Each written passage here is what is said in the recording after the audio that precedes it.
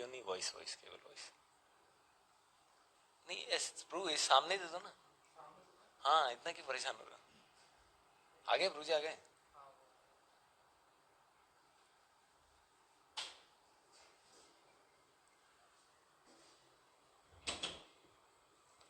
पुलकित प्रभु आवाज आ रही है?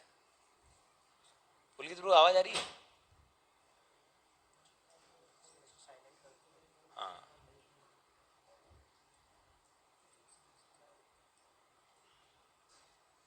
पुलकित प्रभु आवाज आ रही है मेरी?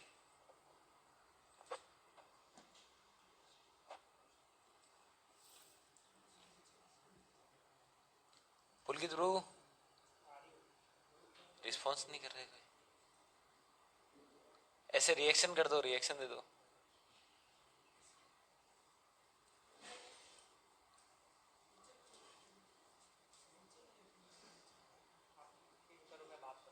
ठीक है, ठीक है।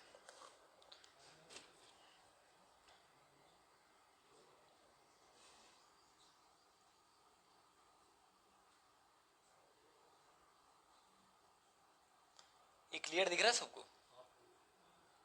प्रभु सब आ गए?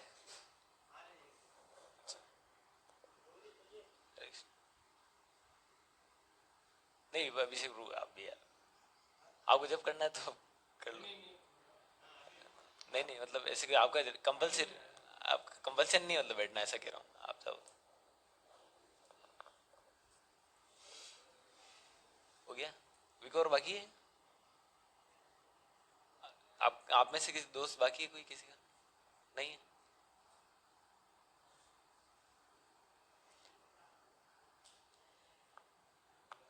ठीक है, मंगलाचरण करते हैं अपन, है ना? ऑनलाइन? अच्छा, गेट बंद कर दो फिर, रुक जा रहा है। वो कर दो, हाँ ये गेट बंद कर दो। नहीं नहीं, ये नहीं, ऐसे ये बंद कर दो, मेन गेट है ना ये वाला। हाँ, क्या है कि जितनी लाइट कम होगी उतना सही दिखेगा यहाँ पे। लॉक मत लगाओ, लॉक मत लगाओ। ठीक है, मंगलाचरण करते हैं ना। ओम अज्ञानतिमिरान्धस्य ज्ञानाञ्जनशलाकया चक्षुरुन्मीलितं येन तस्मै श्रीगुरुवे नमः। श्रीचैतन्यमनोभीष्टं स्थापितं येन भूतले स्वयं रूपः कदा मह्यं ददाति स्वपदान्तिकम्। वन्देऽहं श्रीगुरो श्रीयुतात्पदकमलं श्रीगुरून् वैष्णवांश्च श्रीरूपं साग्रजातं सहगण रघुनाथान्वितं तं सजीवं साद्वैतं सावधूतं परिजनसहितं श्रीकृष्णचैतन्यदेवं श्रीराधाकृष्णपादान् सहगण ललिता श्रीविशाखान्वितांश्च नमो ओं विष्णुपादाय कृष्णप्रेष्ठाय भूतले श्रीमते भक्तिवेदांत स्वामिन्निति नामिने नमस्ते सारस्वते देवे गौरवाणी प्रचारिणे निर्विशेष शून्यवादी पाश्चात्य देशतारिणे नमो महावदन्याय कृष्ण प्रेम प्रदायते कृष्णाय कृष्ण चैतन्य नामिने गौरत्विषे नमः। हे कृष्ण करुणा सिंधु दीनबंधु जगतपते गोपेश गोपिका कांत राधा कांत नमोस्तुते तप्त कांचन गौरांगी राधे वृंदावनेश्वरी वृषभानुसुते देवी प्रणमामि हरिप्रिये वाञ्छाकल्पतरुभ्यश्च कृपा सिन्धुभ्य एव च पतितानां पावनेभ्यो वैष्णवेभ्यो नमो नमः। जय श्री कृष्ण चैतन्य प्रभु नित्यानंद श्री अद्वैत गदाधर श्रीवासादि गौर भक्त वृंद हरे कृष्णा कृष्णा कृष्णा हरे हरे हरे राम राम राम हरे हरे। हरे कृष्णा। हाँ प्रभु जी, इससे पहले वाली जो क्लास थी ऑस्टेरिटी ऑफ बॉडी, उसमें कौन कौन आया था आप में से? ऑलमोस्ट सब आए थे। आप नहीं आए थे? कहाँ थे? एग्जाम चल रहे थे ऐसे ही? अच्छा अच्छा। तो ऑस्टेरिटी ऑफ बॉडी जो है, तो उसका जो श्लोक है, देखो वैसे ये मैं निकाल देता हूँ, तो इसको कोई आप में से कोई समझा सकता है? जरूरी नहीं पूरा बताए, लेकिन आपने क्या क्या समझा था उससे, क्या क्या था ऑस्टेरिटी ऑफ बॉडी, अब बता सकता है कोई? क्या क्या होती है ऑस्टेरिटी ऑफ बॉडी? तब शरीर की तपस्या क्या होती है? आपने क्या देखा था, सीखा था? देखो यार, नहीं ये तो यार, ये तो ओपन बुक टेस्ट हो जाएगा। तो गुरु की आज्ञा का पालन करना, ठीक है, अच्छा है। और बताओ, कुछ भी बता सकते हो, ऐसा कुछ नहीं है जो आपको आ रहा हो।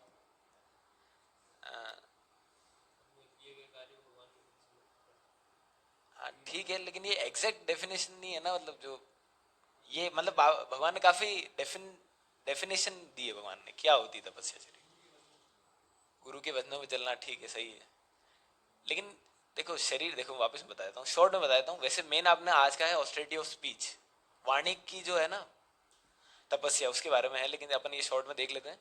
देखो, देव द्विज गुरु प्राज्ञ पूजनम शौचम आर्जवम। देव द्विज, देव मतलब भगवान, द्विज, द्विज मतलब जो ब्राह्मण, गुरु और प्राज्ञ, प्राज्ञ मतलब अपने से जो बड़े हैं, अपने माता पिता हैं। पूजनम, पूजनम मतलब उनका पूजन करना, मतलब उनको प्रणाम करना, उनका रिस्पेक्ट करना, पहला ये है ना। शौचम आर्जवम, शौचम मतलब क्लीनलीनेस, क्लीनलीनेस के साथ रहना। आर्जवम मतलब विथ सिंप्लिसिटी, सरलता और हाँ पवित्रता के साथ रहना। ब्रह्मचर्यम अहिंसाम च, ब्रह्मचर्य और अहिंसा का पालन करना। शारीरम तप उच्यते, यह है शरीर का तप। क्या है अब, आप कोई बता सकता है वापस? देखो, देव द्विजय गुरु प्राज्ञ पूजनम मतलब जो अपने से जो बड़े हैं, जो है ना, जो ब्राह्मण हैं, जो वैष्णव है, उनका सम्मान करना। फिर दूसरा क्या है?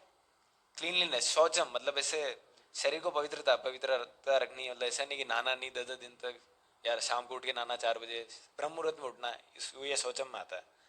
आर्जवम मतलब सिंप्लिसिटी, को एकदम चमक धमक कपड़े नहीं पहनना, बहुत सिंपल लाइफ, एकदम छोटे बाल रखना, ये सिंप्लिसिटी है ना। और ब्रह्मचर्यम तो आपको सबको पता है, अपना वीर्य को बहाना नहीं है ना गलत काम। और अहिंसा मतलब, अहिंसा नहीं, अहिंसा, अहिंसा तो पता है ना सबको, नॉन वायलेंस। और शारीरम तप पूछे तो कितनी हुई है? पूजनम, शौचम, आर्जवम, ब्रह्मचर्य और अहिंसा, ये 5 चीजें। याद रहेगी ना ये चीज? याद रहेगी ना? ठीक है। तो अभी अभी ये मेन है नहीं, इसलिए मैं इसको ज्यादा एक्सप्लेन नहीं कर रहा हूँ, ये हो गया है वैसे आपको पिछली क्लास में, लेकिन कोई बात नहीं, आप रिवाइज करोगे तो आ जाएगा। आज है ऑस्टेरिटी ऑफ स्पीच। एक बार की बात है, बगुला, बगुला देखा किसी ने बगुला? और हंस देखा किसी ने? हंस। तो हंसों की सभा में एक बगुला आ गया। तो दिखने में दोनों एक जैसे दिखते हैं, हंस और बगुला दोनों एक जैसे होते हैं बिल्कुल दिखने में, आप देख के पता नहीं कर सकते हो क्या है। लेकिन क्या है कि एक सभा में आके बैठ गया वो भी साथ में, उनकी सभा थी। तो फिर उसको बोलने का मौका दिया गया, बगुले को। फिर सब समझ गए, जैसे ही उसने मुंह खोला तो सब समझ गए कि ये बगुला ही है। क्योंकि देखो, हम लोग कैसे डिफ्रेंशिएट करते हैं कोई कौन बुद्धिमान है और कौन मूर्ख है? कैसे आपको पता पड़ेगा कि यार ये बुद्धिमान है और ये मूर्ख है? अब उनको पता करना है तो क्या करें? हाँ, उसको बोलने का मौका दे दो, उसको बोलने का मौका दे दो, आपको पता पड़ जाएगा कि ये बुद्धिमान है कि मूर्ख है ना। जैसे अभी आजकल अपन देखते हैं बॉलीवुड के एक्ट्रेस, बहुत से जो है ना हीरोइन है जो होती है, कितने वीडियो मतलब ऐसे वायरल होते हैं उनके, बिल्कुल नॉलेज नहीं, 1% भी जनरल नॉलेज भी नहीं, आध्यात्मिक तो दूर की बात, उनको ये भी नहीं पता कि प्रेसिडेंट कौन है इंडिया का, उनको सिंपल मैथमेटिक्स नहीं हो रही उनसे, है ना। तो अपन अपने बाहर ही उनका देखें तो बहुत ज्यादा अपन तो उनको आइडियलाइज करते हैं, लेकिन उनका आईक्यू गधे से भी नीचे है ना। तो वो जब मुंह खोलते तब अपन को पता पड़ जाता है कि क्या रियलिटी है ना। तो अपन को है ना कैसे जज कर सकते किसी व्यक्ति को कि ये सही में इसके अंदर बुद्धि है कि नहीं है? वो मुंह खोल देगा, अपने को पता पड़ जाएगा कि क्या है ना। तो ये टेस्ट होता है कि बुद्धिमान और मूर्ख व्यक्ति के अंदर ये टेस्ट होता है कि उसका बोली कैसी है, क्योंकि जो अंदर होता है वही बाहर निकलता है ना। तो ये बहुत ज्यादा इंपॉर्टेंट है, ऑस्टेरिटी ऑफ स्पीच जो है ना, जो हम ये तपस्या करते हैं वाणी की, इससे हमारा क्या है कि वाणी प्रखर होती है, हम जो चीज बोलते हैं वो लगती है सामने वाले को। अभी तो आपका कितने लोग एक्सपीरियंस है, मैंने कितनी बार समझा लिया लोगों को, लेकिन कोई समझता ही नहीं है, या मतलब मैं कितना भी बोल दूं कोई मानता ही नहीं मेरी बात, है ना। कितना प्रयास कर लिया, या मैं बोलूंगा तो इग्नोर कर देंगे लोग, ऐसा। या मैं, या किसी का ऐसा है कि मैं बोलता हूँ तो होता ही होता है, ऐसा है क्या किसी का? नहीं है ना। हाँ तो देखो, हम सबको इसकी जरूरत है ना। तो देखो इसको पढ़ते हैं ना, आगे देखते हैं, साथ में पढ़ना है ना। अनुद्वेगकरं वाक्यम, इसको नीचे करूं, अब दिखेगा सही? इसको मैं यार कम करता हूँ, ये हाइलाइटर जो है ना ये थोड़ा खतरनाक है, नहीं तो पूरा जाएगा। एक सेकंड, एक सेकंड, अब बिल्कुल नहीं दिख रहा। ठीक है हो जाएगा ऐसा। अनुद्वेगकरं वाक्यम सत्यम प्रियम हितम च यत् स्वाध्याय अभ्यासनम चैव वाङ्मयं तप उच्यते। अब एक साथ बोलेंगे ना, थोड़ा जोश लाओ यार। अनुद्वेगकरं वाक्यम सत्यम प्रियम हितम च यत् स्वाध्याय अभ्यासनम चैव वाङ्मयं तप उच्यते। अनुद्वेग कर्म वाक्यम, अनुद्वेग कर्म वाक्यम का मतलब क्या है? ऐसी वाणी बोलना, ऐसे शब्द बोलना जिससे सामने वाले को एजिटेशन नहीं हो, मतलब सामने वाले को दुख नहीं हो, सामने वाला तड़पे नहीं। पेट्रोल और डीजल नहीं डालना है ना, पानी डालना है बस। तो अनुद्वेग कर्म वाक्य मतलब ऐसे शब्द बोलना जिसमें जिससे सामने वाले का बेस्ट बाहर आए, सामने वाले का बेस्ट रिस्पॉन्स बाहर आए। ऐसा नहीं कि उसका वर्स्ट आए, उसको गुस्सा है, उगाली बके अपने को, ऐसी बात नहीं बोलनी। अनुद्वेग कर्म वाक्य मतलब सामने वाले को मतलब बहुत ज्यादा शीतल लगे, मतलब शीत मतलब उसके मन पे बहुत ज्यादा, एक तो होता है ना गुस्सा आ जाता है, एकदम भड़क जाते हैं लोग और गाली देते हैं लोग। क्यों क्यों गाली देते हैं? अनुद्वेग करने के लिए, उद्वेगित करने के लिए गाली क्यों देते हैं अपन? क्यों देते हैं? सामने वाले को चीजें तड़पे अंदर से, एकदम जल जाए पूरा, है ना। तो ये चीजें नहीं करनी है। मतलब अनुद्वेग कर्म वाक्य मतलब सामने वाले को मतलब एजिटेट ना करे, ऐसे शब्द बोलना। सामने वाले का रिस्पॉन्स क्या, अपन को पहले सोचना चाहिए कि मैं ये चीज बोलूंगा तो सामने वाले का क्या रिस्पॉन्स आएगा। अगर वो उसका रिस्पॉन्स बहुत खतरनाक आएगा, बहुत ज्यादा वर्स्ट आएगा, तो अपने को वो चीज बोलनी नहीं चाहिए। या ऐसे बोलनी चाहिए कि सामने वाले का रिस्पॉन्स बहुत पॉजिटिव वे में आए, है ना। उसको छिजाना नहीं है, शॉर्ट में मतलब ये है इसका अनुदेग कर्म वाक्यों का, है ना। सत्यम प्रियम हितम चयत, देखो तीन चीजें इसमें, सत्यम प्रियम हितम चयत। तो सत्यम का क्या मतलब होता है, कोई बता सकता है आप में से? जो सच है, ठीक है। और हरी चैतन्य प्रभु जी का फोन क्यों आ रहा है? एक सेकंड, सॉरी, अब थोड़ा रिकॉर्डिंग चल रही है।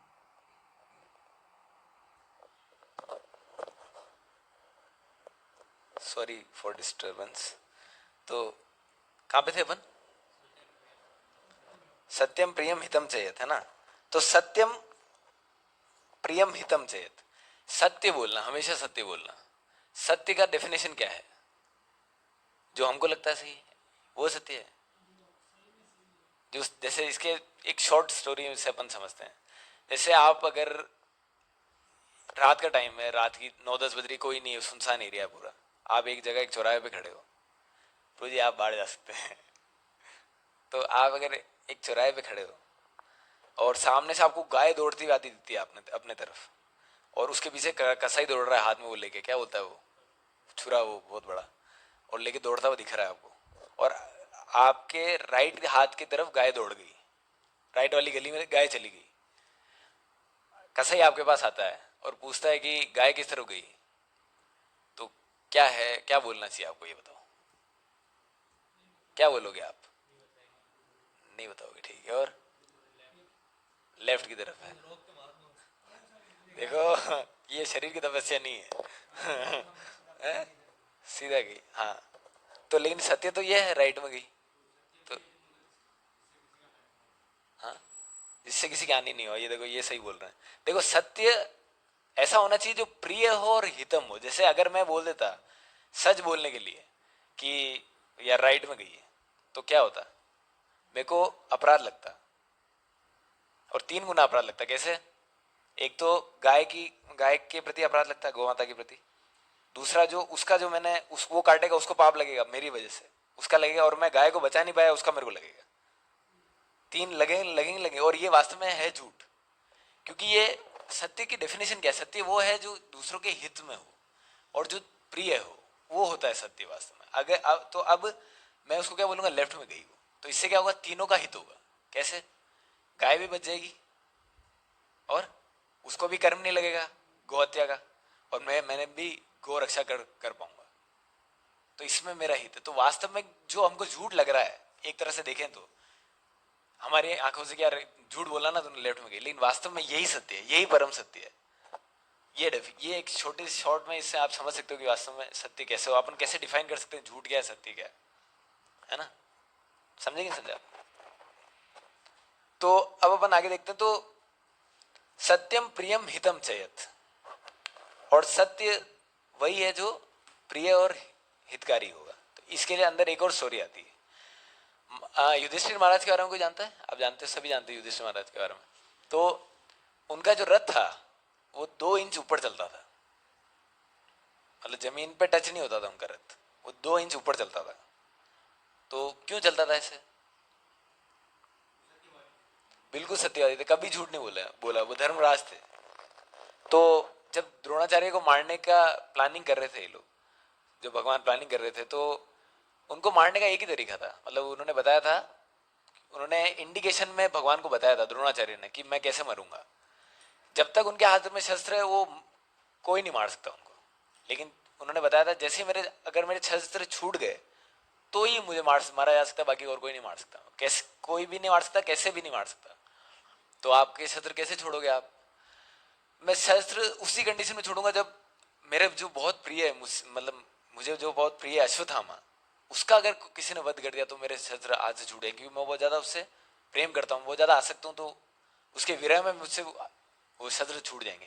लेकिन अब दिक्कत ये आ रही थी, अश्वत्थामा तो चिरंजीवी है, अश्वत्थामा को मार ही नहीं सकते, है ना? तो भगवान ने क्या बोला था, युधिष्ठिर महाराज के पास गए भगवान, भगवान ने बोला कि आपको छोटा सा झूठ बोलना है, अश्वत्थामा का ऐसा बोलना है आपको, हम जब बोले आपको तो आपको ये बोलना है, द्रोणाचार्य आपके पास आएंगे, आपको ये बोलना है कि अश्वत्थामा मारा गया, आपको सिर्फ केवल इतना बोलना है ना, ये आपको बोलना है। लेकिन उन्होंने मना कर दिया, उन्होंने कहा मैं झूठ नहीं बोलूंगा, भगवान को उन्होंने मना कर दिया कि मैं झूठ नहीं बोलूंगा, है ना? तो फिर भगवान ने कहा चलो ऐसा मत कहना, आप ऐसा कहना कि अश्वत्थामा मारा गया, और फिर बाद में बोल देना नरोवा कुंज, मतलब अश्वत्थामा हत नरोवा कुंजरोवा, मतलब नर है या हाथी है, एक हाथी भी था अश्वत्थामा नाम का, है ना? तो आप ऐसा बोल देना अश्वत्थामा मारा गया, नर है या हाथी है ये नहीं पता, इन दोनों में से कोई एक मारा गया, आप बाद में ये चीज बोल देना। तो उन्होंने कहा, उसमें वो रेडी हो गए एक्सेप्ट। तो भगवान ने कहा अश्वत्थामा को मार दो, मतलब वो हाथी जो अश्वत्थामा, भीम को कहा, भीम तो 10,000 हाथियों का बल उनमें, ऐसे साइड में लटका के घूमते हाथी हो, तो उन्होंने तो मार दिया अश्वत्थामा को। अब क्या, उन्होंने फैला दी खबर, व्हाट्सएप में चला दी, हर व्हाट्सएप चैनल पे आ गया कि अश्वत्थामा मारा गया। सामने कौरव सारे घबरा गए। तो जो द्रोणाचार्य थे दौड़ते हुए गए, तो उनको और किसी पे विश्वास नहीं था, किसी व्हाट्सएप यूनिवर्सिटी पे, उनको डायरेक्ट सोर्स से जानना था। उनको पता है कि युधिष्ठिर महाराज कभी झूठ नहीं बोलेंगे, तो वो डायरेक्ट गए द्रोणाचार्य युधिष्ठिर महाराज के पास। उन्होंने उनको बोला कि युधिष्ठिर सच सच बताना कि वास्तव में अश्वत्थामा मारा गया। तो जो युधिष्ठिर से थे उन्होंने बोला कि अश्वत्थामा मारा गया, नरोवा कुंजरोवा ये बोलने वाले थे, और जैसे ये बोलने लगे कि हाथी था, मतलब ऐसा वो बोलने वाले थे कि हाथी था, उसी समय जैसे उन्होंने बोला अश्वत्थामा मारा गया, उसके बाद भगवान ने शंख बजा दिया, तो उनकी आवाज दब गई शंख के अंदर। युधिष्ठिर महाराज की जो आवाज थी ना कि हाथी मारा गया, जो कि हाथी था, अश्वत्थामा मारा गया जो कि हाथी था, तो जो कि हाथी था ये बोल रहे थे वो, लेकिन उनको सुनाई नहीं दिया, क्योंकि वो शंख बजा दिया भगवान ने उस टाइम, परफेक्ट टाइम। तो उन्होंने केवल इतना ही सुना अश्वत्थामा मारा गया, उन्होंने अपने छोड़ दिए, शस्त्र छोड़ दिए, शस्त्र छोड़ दी, वो जो धृष्टद्युम्न था आते गला काट दिया उनका। तो ऐसे, तो अब इसमें इसके बाद क्या हुआ, युधिष्ठिर महाराज का जैसे ही इंस्टेंस हुआ, युधिष्ठिर महाराज का रथ जमीन पर आगे गिर गया। तो अब ऐसा क्यों हुआ? उन्होंने तो सच बोला था, क्या हुआ आपको क्या लगता है क्यों हुआ ऐसा? नहीं, नहीं, गलत। देखो, एक सत्य होता है और एक होता है परम सत्य। भगवान ने अगर कुछ चीज बोल दी, भगवान ने बोल दिया कि अश्वत्थामा मारा गया, तुमको ये बोला, तुम ये बोलो, तो अपना दिमाग क्यों लगाना है? परम सत्य है ना, परम सत्य अगर जैसे अगर भगवान ने अगर कोई झूठ भी बोला, हमको लग रहा है झूठ है, लेकिन ये वास्तव में वो क्या होता है, परम सत्य होता है। तो परम सत्य को मतलब हमको हमको सत्य को भी नकार देना चाहिए परम सत्य के लिए। मतलब इसका मतलब क्या है, भगवान के निकट जो हमको चीज लेके जा रही है वो परम सत्य है। जैसे हम लोग बहुत बार हम मतलब बोलते हैं कि यार प्रभु जी हम घर पे झूठ कैसे बोलते हैं कि मैं तो पढ़ाई के लिए जा रहा हूँ, मैं कैसे आऊँ वृंदावन, पढ़ाई मतलब पढ़ाई के नाम पे झूठ। तो मैं एक चीज पूछता हूँ, अपन वैसे झूठ नहीं बोलते क्या? हम पिक्चर देखने जाते हैं तो अपन घर पे बताते हैं कभी, या अपन कोई गलत काम कर लेते हैं तो माँ बाप को बताते हैं? जब ये नहीं बताते तो हम ये क्यों बताते कि मेरे को मतलब वृंदावन जाना है 2 दिन, तो मैं जाऊंगा वहाँ पे जब करूंगा, ऐसे ऐसा क्यों बताना? ऐसा बोल दो ना, कोई और बहाना कर दो। लेकिन हम लोग क्या बोलेंगे, नहीं प्रभु जी मैं तो सत्यवादी हूँ, मैं सत्य सत्य ही बोलता हूँ। ऐसा बोलते ही नहीं बोलते हम। लेकिन वास्तव में जो चीज भगवान के हमको निकट लेके जाती है ना, वो झूठ नहीं है, वो वही परम सत्य है। ये हमको समझना पड़ेगा। तो ये जो 2 इंस्टेंस मैंने बताया, कौन से? नहीं नहीं, 2 आपको बताया ना मैंने इंस्टेंस, दो एग्जाम्पल से बताया ना, कसाई वाला और एक जो युधिष्ठिर महाराज का। इनसे हमको डिफ्रेंशिएशन पता पड़ता है कि वास्तव में झूठ क्या है, सत्य क्या है और परम सत्य क्या है। जो हमको झूठ दिखता है वो वास्तव में झूठ नहीं है, ऐसा होता है बहुत बार, है ना, जैसे कसाई के केस में। और ऐसा बहुत बार ऐसा होता है कि जो हमको सच दिखता है वो वास्तव में वो सच नहीं है ना। तो ये चीज समझने वाली बहुत जरूरी है। अब आगे हम देखते हैं कि हमको ये तो अपन ने जान रहे हैं कि ये अनुद्वेग कर्म वाक्यम सत्यम प्रियम हितम चेत, ऑस्टेरिटी ऑफ स्पीच, ये अपन समझ रहे हैं। लेकिन इससे होगा क्या, इसके लाभ क्या है? मतलब जो वाणी की तपस्या है, इसको पालन करने का लाभ क्या है? कोई बता सकता है लाभ क्या है? आपको क्या लगता है क्या क्या होगा अगर मैं इसका फॉलो करता हूँ? वाणी की तपस्या है तो क्या आप अचीव कर सकते हो? हम्म? यार आप भी बोल रहे हो क्या? हाँ बोलो। हाँ सही सही है। देखो है ना, सबसे पहले तो क्या हम लोग हमारी गलती मानने लगेंगे। अभी तो हम लोग हमारी गलती नहीं मानते। हमको गलती, प्रभु जी मैं तो वैसा चाह रहा था लेकिन ऐसा हो गया नहीं, लेकिन मैंने तो ऐसे ही चाहा था लेकिन नहीं हो पाया, तो मैं क्या करूं? लेकिन हमको क्या है, सिंपल से सॉरी बोल देना चाहिए, प्रभु जी सॉरी, मेरी गलती, गलती हो नहीं हो। लेकिन वही सॉरी बोल पाता है जो सही में वाणी में उसकी जो है शुद्धता हो, वाणी में तब हो उसके। हर कोई सॉरी नहीं बोल पाता, सॉरी एक्सेप्ट, मतलब आपने बहुत लोग देखेंगे सॉरी नहीं बोलेगा, ये गलती हो जाए गलती नहीं मानेगा। और क्या, हम लोग सच बोल पाते हैं।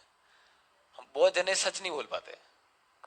देखा होगा आपने कि कुछ ना कैसे करके छोटे छोटे झूठ बोलते रहेंगे। यहाँ मतलब पूरा सच नहीं बोलेंगे, हाँ प्रभु जी बस मैं वहाँ पे था, लेकिन वहाँ पे पिक्चर देख रहा था, लेकिन बोलेंगे मैं पढ़ाई कर रहा था प्रभु जी। तो ऐसे सच बोलने की हमको क्षमता आती है जब हम वाणी की तपस्या करते हैं। और क्या होता है, कन्विंस कर सकते हैं अपन किसी को भी। कन्विंसिंग पावर आती है, अगर आप कोई चीज़ बोलोगे तो लगेगी। आपने देखा होगा जैसे कोई जैसे वैष्णव महाराज हैं, कोई बड़े जो हरिभक्ति गुरु जी हैं, उनके लेक्चर का प्रभाव ही अलग होता है। अब जैसे मेरे जैसे लोग बैठ जाते हैं, कुछ ना तो सामने वाले में प्रभाव आता है, ना अंदर मेरे अंदर कोई प्रभाव आता है, क्योंकि हमारी तपस्या नहीं है। लेकिन जैसे हरिभक्ति गुरु जी है, वैष्णव महाराज है, वो आपको सिंपल सी चीज बोलेंगे, जब करो, ध्यान पूर्वक जब करो। ये तो मैं भी बोल सकता हूँ, मैं भी बोल रहा हूँ, नहीं बोल रहा, ध्यान पूर्वक जब करा करो गुरु जी, मैं 10 बार बोल सकता हूँ। लेकिन जब महाराज बोलते हैं तो अंदर तक जाता है और हम लोग काम करते हैं उसके प्रति। वो सटल बॉडी लेवल पे जाते हैं। हमारे ये शब्द क्या है, हवा ही तो है। अब मैं बोल रहा हूँ हवा में जा रहे हैं, क्योंकि कोई बल नहीं है इनमें, वजन नहीं है।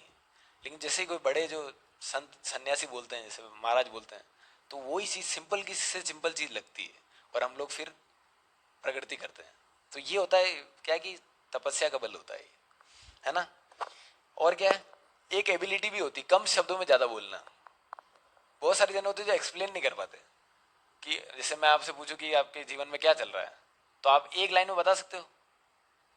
अब उन लोग को बहुत सारे एक पैराग्राफ बोलना पड़ेगा, मुझे अभी ऐसा ऐसा चल रहा है, ऐसा लेकिन बहुत ये एक सिद्धि एक तरह की कि कम शब्दों में ज्यादा से ज्यादा बोलना, ज्यादा से ज्यादा डिलीवर करना, है ना। ये भी वाणी की तपस्या से आती है ना। तो ये इसके बेनिफिट्स होते हैं। तो अभी एक बार अपन ये देखो, ये है अपने डूज, है ना।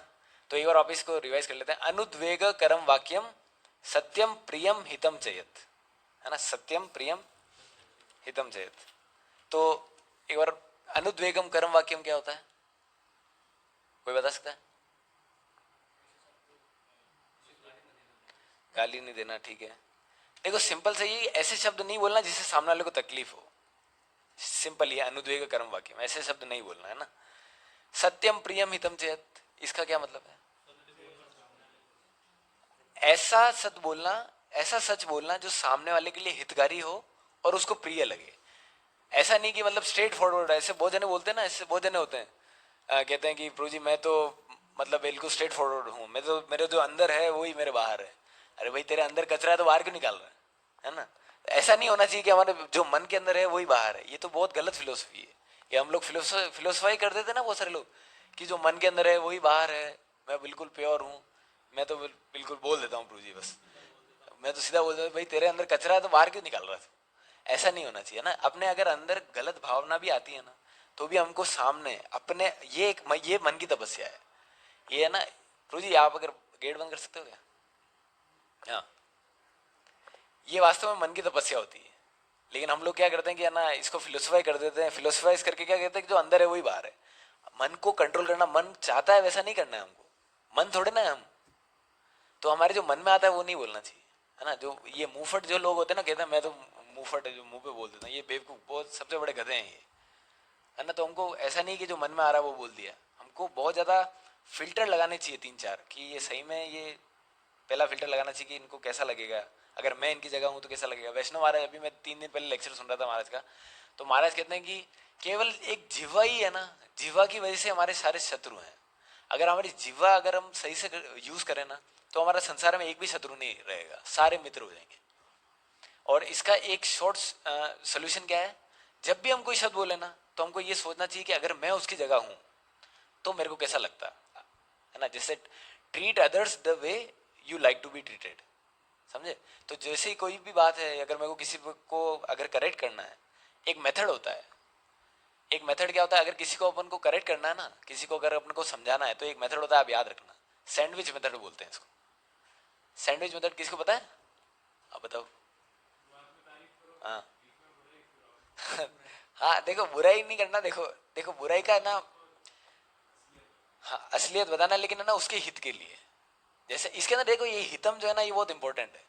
जैसे जैसे इसको कैसे समझाऊं, जैसे अब कोई एग्जाम है और ये मेरा दोस्त है पास में बैठा है, मैंने उसको बोला यार चीटिंग करवा देना, उसने मना कर दिया, नहीं मैं चीटिंग नहीं कराऊंगा। आधे घंटे बाद अपन देखते हैं वो खुद चीटिंग कर रहा है पास वाले की। तो मैंने टीचर को बुलाया, मैम ये चीटिंग कर रहा है, तो मैंने सत्य बोला, लेकिन उसके हित के लिए बोला क्या? नहीं, मैंने मेरे खुद के, मेरे को मजा आता, मेरे को चलाना था उसको, छिजाना था, तो मैंने खुद के मजे के लिए अपने मन को मतलब संतुष्टि हो, इसलिए मैंने ये सच बोला। तो ये वास्तव में नहीं बोलना चाहिए, उसका हित नहीं है ना इसमें। चलो ठीक है वो चीटिंग कर रहा है तो, लेकिन आपने ये तो नहीं सोचा था ना कि मैं अगर उसको पकड़ाऊंगा तो वो सुधरेगा। आपने ये सोच के तो नहीं बोला ना, आपने तो बोला साले इसको ही फंसाता हूँ, साले मेरे को नहीं पता है ये कैसे कर रहा है, तो ये भी नहीं बोलना चाहिए। तो हितम का क्या मतलब है, दूसरे सामने वाले के हित के लिए बोलना चाहिए। अपन कहाँ पे थे, अपन क्या बात कर रहे थे? हाँ, सैंडविच मेथड। सैंडविच मेथड ये कि सबसे पहले तो आपको क्या करना है, ग्लोरीफाई करना है। सबसे पहले आपको, जैसे मेरे को कौशल प्रभु को बोलना है, जैसे से ये बोलना है कि मान लो ये रीडिंग जब सेशन में नहीं आते, तो मेरे को इनको क्या कैसे समझाऊं उनके, जब सेशन में क्यों नहीं आते हो आप? आपको 6 महीने हो गए, इतना टाइम दे दिया मैंने, अपना इतना समय दे दिया, लेकिन आपका कोई मतलब नहीं आ रहा, जाओ यार आप। ऐसे करके बताऊं, ऐसे करके इनको समझाऊं? नहीं, इनको ऐसे बोलना है, प्रभु जी आप बहुत ज़्यादा अपने आप समय दे रहे हो, मैं बहुत ज़्यादा सब कृतज्ञता है मतलब मेरे हृदय में आपके लिए, और आप बेस पे आते हो, इतनी बर्तन मांजने की सेवा करते हो आप, कीर्तन में अपने सफाई में 4-5 घंटे रहते हो बेस पे, सब कुछ सफाई करते हो, बहुत धन्यवाद प्रभु आपका, ऐसे ही प्रभु करते रहो आप, ऐसी प्रगति होती है प्रभु जी। और फिर बीच में छोटे से धीरे से बोलना, प्रभु जी आप जब सेशन में क्या दिक्कत आ रही है प्रभु जी, जब सेशन में नहीं आ पा रहे हो, तो ये कुछ कारण बताएंगे, फिर उसका सोल्यूशन दो। इनको शॉर्ट मतलब इनको धीरे से, इनको मतलब सटनली, इनको सटल लेवल पे इनको बताना है कि प्रभु जी आप जब सेशन में नहीं आ रहे हो, आपको बहुत हानिकारक है आपके लिए, जब सेशन आना चाहिए आपको। और फिर एंड में क्या करना है, वैसे प्रभु जी आप बहुत समझदार हो, आप वैसे आओगे, वैसे तो नहीं बताना चाहिए था, आपको पता है वैसे तो जब सेशन की महत्व, लेकिन मैं सोचा था कि आप साथ में करेंगे तो अच्छा रहेगा। ऐसे क्लोज करना है, मतलब शुरू में तारीफ करनी, बीच में थोड़ा सा करेक्ट करना है, बुराई नहीं करनी एकदम आउटरेजियसली कि बीच में ऊपर तारीफ करके नीचे गाली बोलने लग गया, ऐसा नहीं। तो है ना, बहुत सटल लेवल पे लेके, ये एक आर्ट ऑफ कम्युनिकेशन है, जो ये सीख जाता है ना, वास्तव में बहुत ज्यादा हाईली इफेक्टिव कम्युनिकेटर बन जाता है ना।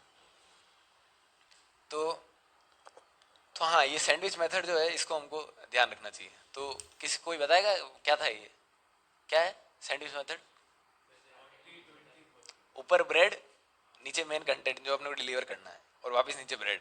ब्रेड क्या है, जो सामने वाले को अच्छा लगे सुनने में, है ना, ऐसा वो है ब्रेड, ठीक है।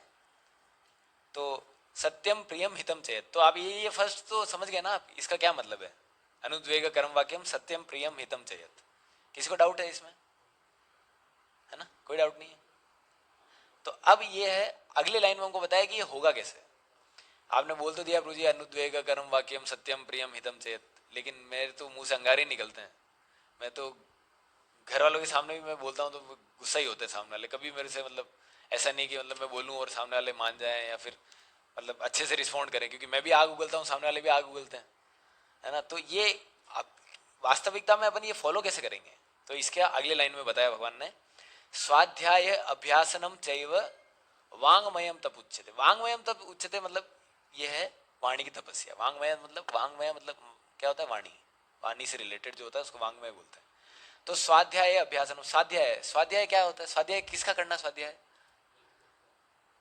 किसका, वेदों का, हाँ, शास्त्रों का अध्ययन करना, प्रभुपाद जी की पुस्तकें पढ़ना, ये है स्वाध्याय,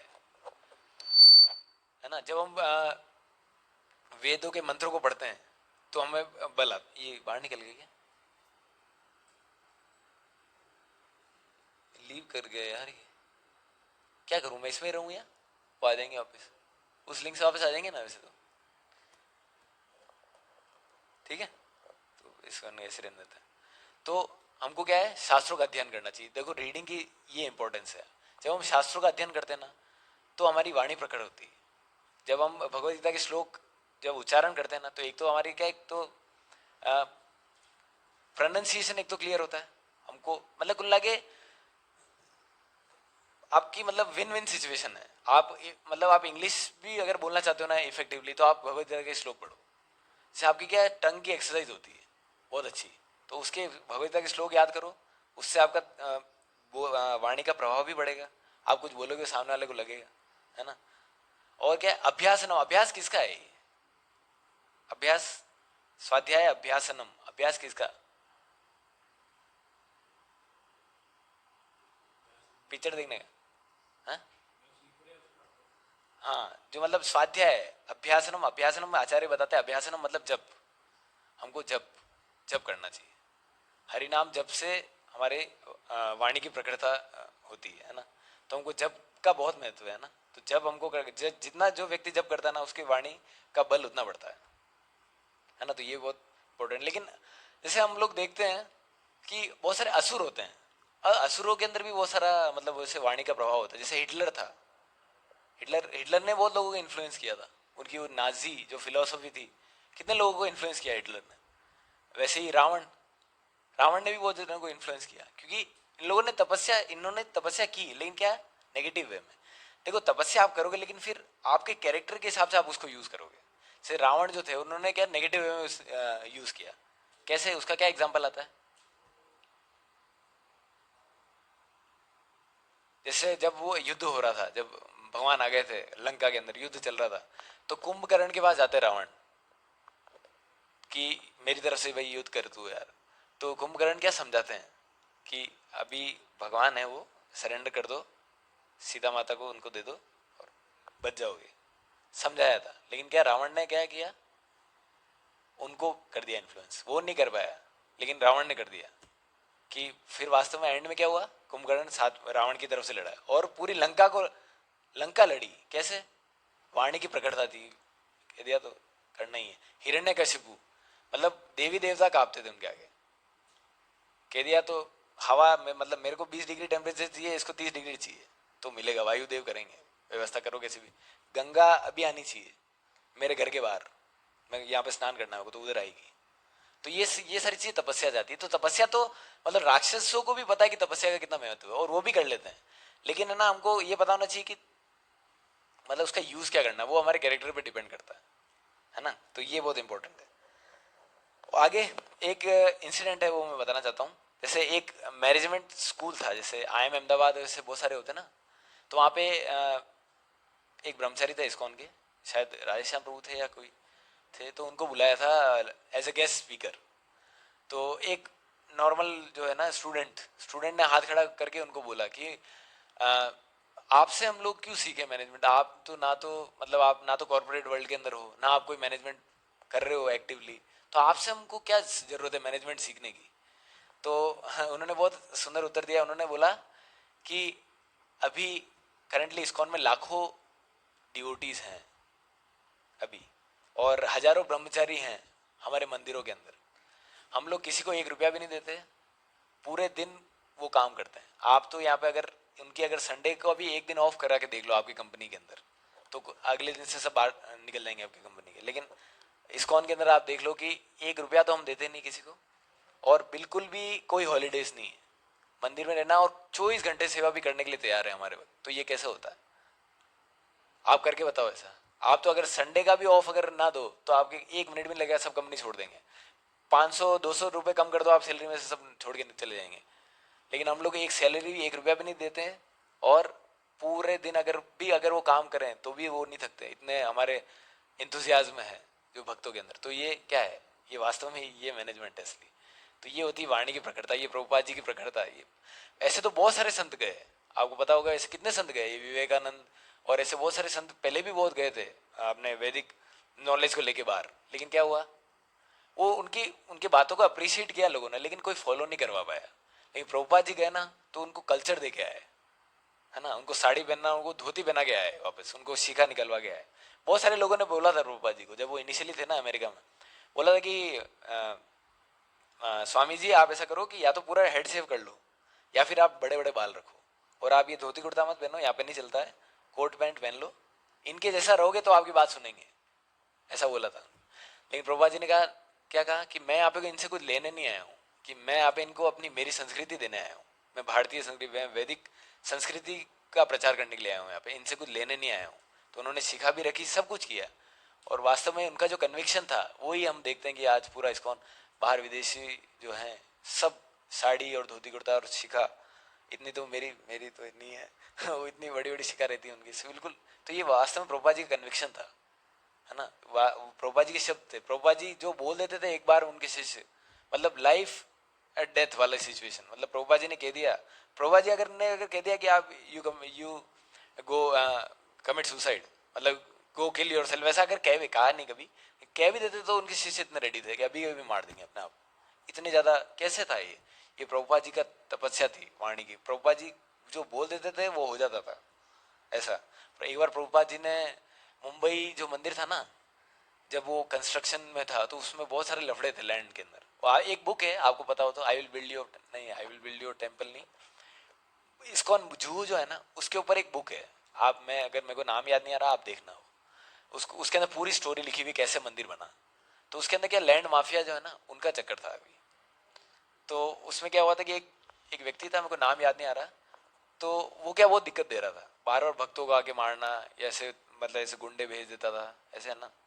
तो प्रभुपाद जी ने क्या किया, नरसिंह देव को बोल दिया कि अब आप देख लो इनको। मतलब भक्तों ने प्रभुपाद जी को कम्युनिकेट किया कि प्रभुपाद जी ऐसी बहुत ज़्यादा दिक्कत आ रही है, मंदिर बनने में बार बार गुंडे लेके आते हैं, मारते हैं, माताओं को मारते हैं, बाहर निकाल देते हैं। वो लोग टेंट में रहते थे विदेशी सब बाहर से आके। तो प्रभुपाद जी ने कहा ठीक है, I will talk to Narsingh Dev about this. तो प्रभुपाद जी ने नरसिंह देव भगवान को बोला कि अब आप देख लो।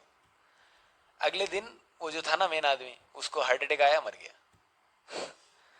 तो ऐसे तो प्रभुपाद जी बहुत ज्यादा सिद्धि थी, वाणी की इतनी प्रखरता थी, प्रभुपाद जी जो बोल देते तो हो जाता था। तो ये सारी चीजें कैसे आती है, ये सारी चीजें ऐसे ये फॉलो करने से आती है। जो भगवान ने देखो, ये नॉलेज अपने को कहीं मिलेगा नहीं, कोई भी बुक के अंदर वो ढूंढो क्या है, ये कोई बताता है क्या? ये तो इसके तो पैसे चार्ज करते लोग, लाखों रुपए इफेक्टिव कम्युनिकेशन सेमिनार्स के नाम से, और बताते केवल इसका 10% भी नहीं बताते वो। ये कितने सटल लेवल पे बता रहा है, देखो कि ऐसे वाणी नहीं बोलना जिस, और ये अपने व्यवहार के अंदर व्यवहारिक कितना है ये। ऐसा है कि ये अपन कर नहीं सकते। और अगर आप ऐसा करके देखो, एक हफ्ता आप ऐसा करके देखो, आपके इतने रिलेशन सारे इतने अच्छे हो जाएंगे, सब आपसे इतने अच्छे रहेंगे, आपको मतलब जीवन में सही में अच्छा लगेगा। आपके माँ बाप आपसे खुश रहेंगे, आपके दोस्त आपके और बनेंगे, आपका व्यवहार इतना अच्छा हो जाएगा सबसे कि आपको खुद को अच्छा लगेगा यार, ये कितना प्रैक्टिकल है। तो भगवत गीता देखो, ऐसा नहीं है कि मतलब ऐसा बोल दिया भगवान ने कि हाँ कोई बहुत बड़ा जो एलिवेटेड सोल होगा उसके लिए, नहीं, बहुत प्रैक्टिकल है हम जैसे लोगों के लिए, है ना। तो एक बार अपन वापस इसको रिवीजन करेंगे और फिर क्लास एंड करेंगे। आज देखो टारगेट इतना ही था कि छोटी क्लास रखेंगे, क्या कि जितनी बड़ी बढ़ती है फिर बढ़ती जाती है वो क्लास, कोई लिमिट नहीं है। फिर अपन क्वेश्चन आंसर भी अगर होते हैं तो फिर ढंग से नहीं ले पाते ना। तो एक बार अपन इसको रिपीट करेंगे, है ना, साथ में करना है ना। अनुद्वेगकरं वाक्यं सत्यं प्रियं हितं च यत् स्वाध्यायाभ्यासनं चैव वाङ्मयं तप उच्यते। अब शॉर्ट में कोई जरूरी नहीं सारा एक्सप्लेन कर दो, लेकिन है ना कोई शॉर्ट में बताओ मेरे को कि क्या क्या मतलब होता है, ये क्या क्या सीखा आपने। जैसे अनुद्वेग कर्म वाक्यम क्या होता है बताया, कौन बताएगा।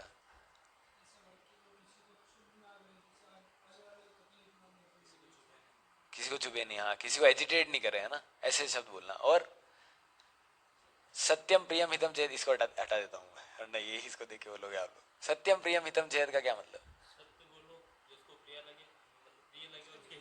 हाँ हाँ हाँ।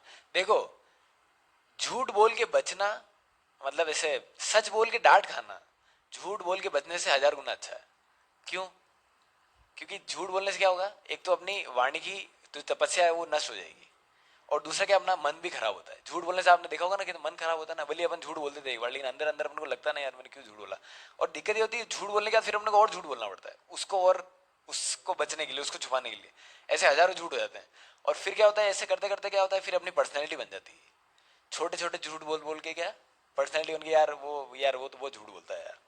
ऐसे मैं बहुत लोग जो जानता हूँ, मेरे बहुत जो तो करीबी है, कि अब वो मैं बात करने के मेरे को ऐसा लगता है कि अब ये सच बोल रहा है कि झूठ बोल रहा है। क्योंकि उसकी मेरे मन में इस चित्त में ऐसा हो गया है कि मतलब वो सही में अब वो जो बोल रहा है मेरे को विश्वास ही नहीं होता कि सच एक झूठा। आपने वो सुना होगा ना, वो एक गाँव के अंदर एक आदमी होता है, चिल्लाता है कि वो शेर आ गया शेर आ गया। तो फिर बाद में क्या होता है, जब शेर आता है तो कोई आता ही नहीं उसके पास, शेर खा जाता है।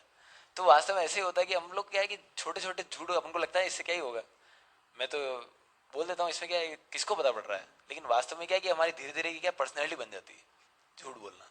भले सच बोलो, उससे डांट पड़ेगी आपको, आपको पता डांट पड़ेगी, झूठ बोलने से बच जाऊंगा, लेकिन सच बोल दो, ऑथोरिटी के सामने सच बोल दो।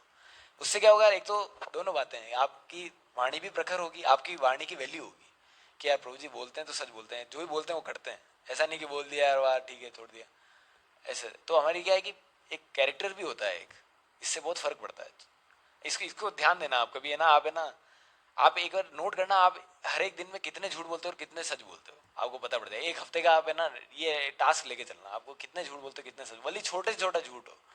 जैसे मम्मी पूछे खाना खा लिया क्या, तो उन्होंने बोला हाँ नहीं खाया या खा लिया, ऐसे झूठ बोलते थे ना उन्होंने बताया हाँ खा लिया, तो वो भी एक झूठ ही है, भले छोटा है। तो ये क्या धीरे धीरे अपनी पर्सनैलिटी बन जाएगी, फिर अपने को क्या है कि कोई कोई बड़ी चीज आएगी ना, अपन ऐसे ही झूठ बोल देंगे, अपन को लगेगा ही नहीं कि यार मैंने क्यों किया, या हमको कोई ग्लानि नहीं होगी, और फिर क्या है कि हमारी पर्सनैलिटी हो गई, फिर हम पे कोई विश्वास नहीं करेगा, और फिर धीरे धीरे हमारे संबंध खराब हो जाते हैं। संबंध खराब होते तो फिर हम धीरे धीरे अपराध करते हैं, अपराध करते हैं तो भक्ति से बाहर हो जाते हैं। तो ये बहुत बड़ी चेन है ना, तो ये बहुत ज़्यादा हमको लगता है कि क्या है, लेकिन बहुत ध्यान देना चाहिए हमको, है ना, इस चीज़ में। और आगे क्या था, सत्यम प्रियम हितम चेत, है ना, ये हो गया। आगे क्या है, स्वाध्याय अभ्यासनम चैव, कि शास्त्रों का अध्ययन करना और जप करना, ये करने से ये होगा। मतलब आप अगर किसी को है ना कि ये कैसे कर पाऊँ, अभी तो मैं कर ही नहीं पाता हूँ, मैं तो मुंह खोलते तो मेरे आग निकलती है। तो तो ड्रैगन अगर बने हुए हो अभी, तो फिर अभी पहले तपस्या करनी पड़ेगी।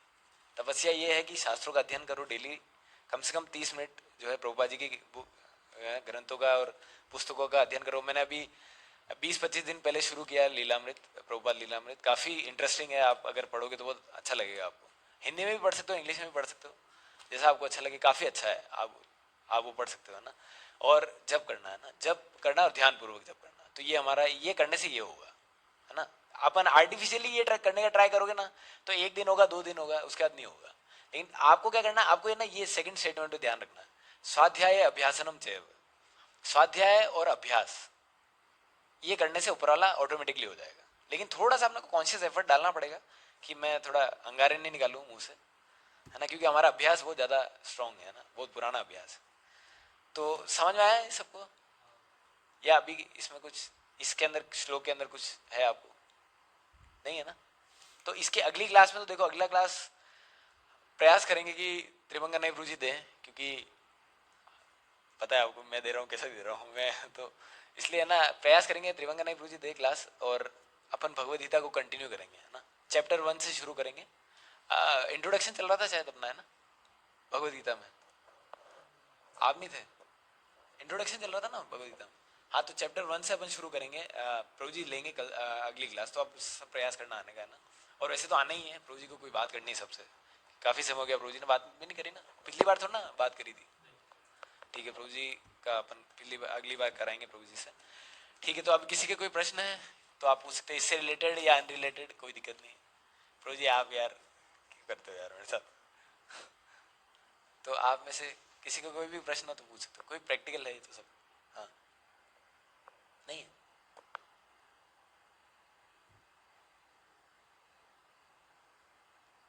सबको क्लियर है आज। चलो अच्छा है। तो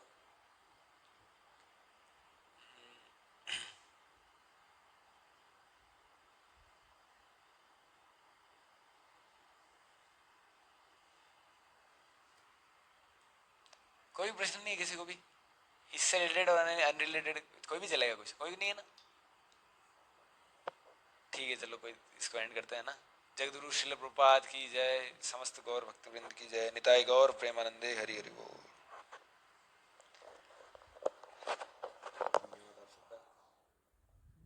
जी आपको आवाज आ रही थी क्या?